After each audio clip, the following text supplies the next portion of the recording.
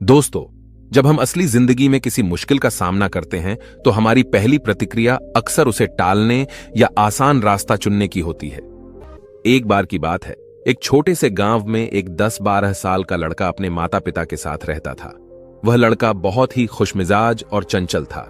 उसके माता पिता उसे बहुत प्यार करते थे और उसे हर संभव चीज देने की कोशिश करते थे। लेकिन लड़का अपने दादाजी के गांव जाने के लिए हमेशा उत्सुक रहता था, क्योंकि वहां उसकी बहुत सी मीठी यादें थीं। एक दिन काफी सालों के बाद उस लड़के के माता पिता ने फैसला किया कि वे उसे उसके दादाजी के गांव ले जाएंगे। लड़का बहुत खुश हुआ और उसने जल्दी जल्दी अपनी चीजें पैक की। अगले दिन सुबह सुबह वे अपने दादाजी के गांव के लिए निकल पड़े। रास्ते में लड़का बहुत सारे सवाल पूछता रहा और गांव पहुंचने का इंतजार करता रहा। जब वे गांव पहुंचे तो दादाजी ने उन्हें देखकर बहुत खुशी महसूस की। लड़के ने दौड़कर अपने दादाजी के गले लगाया और उनसे बहुत सारी बातें करने लगा। गांव में कई सारे पेड़ पौधे, खेत और बगीचे थे।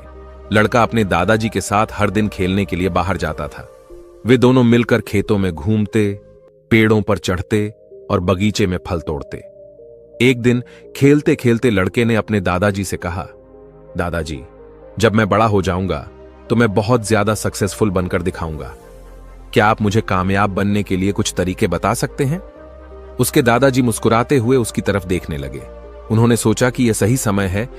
दादाजी ने लड़के की बात सुनकर मुस्कुराते हुए कहा, बेटा, तुम्हारा सोचना ठीक है, लेकिन तुम अभी छोटे हो और शायद पूरी तरह से नहीं समझ पा रहे हो कि किस पौधे को बड़ा होने में क्या क्या जरूरी होता है।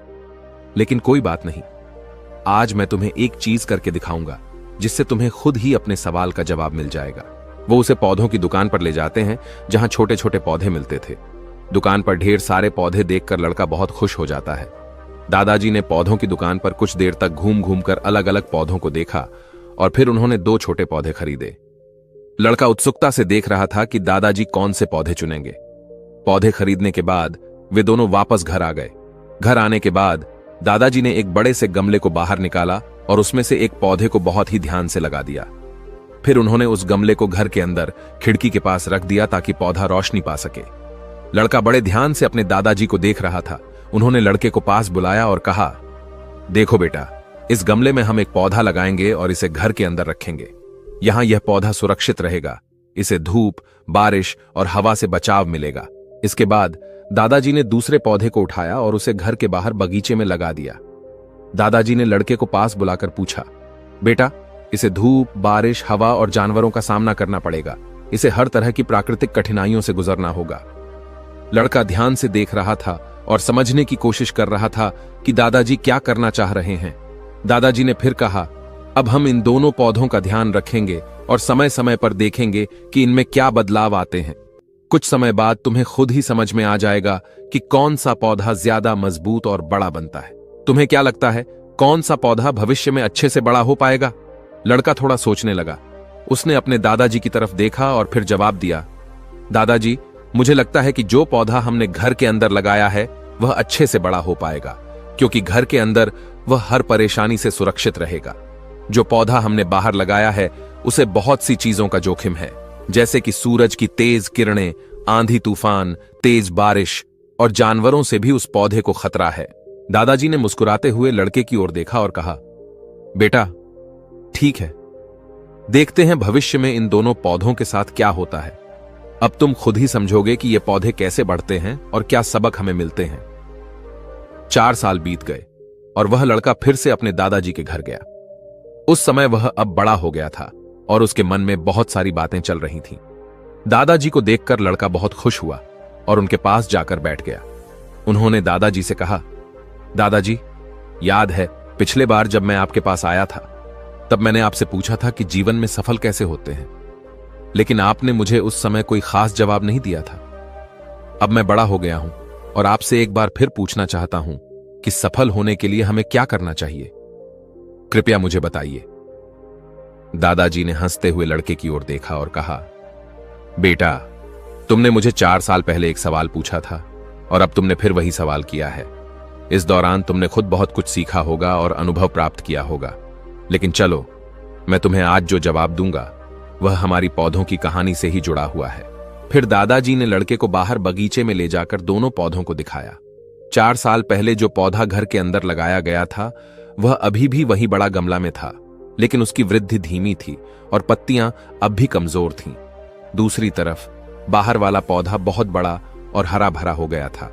उसकी जो टहनियां थीं वह बहुत ही मजबूत और लंबी थीं और उसका साया पूरे आंगन पर पड़ रहा था। उसकी पत्तियां स्वस्थ और मजबूत थीं और पौधा बहुत सुंदर दिख रहा था।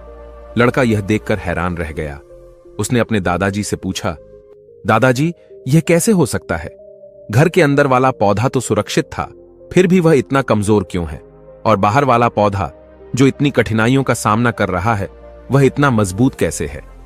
दादाजी ने लड़के से कहा, जैसा कि तुमने देखा कि बाहर वाला पौधा कितना मजबूत और बड़ा हो गया है, यह सब उस पौधे की मेहनत और कठिनाइयों का परिणाम है।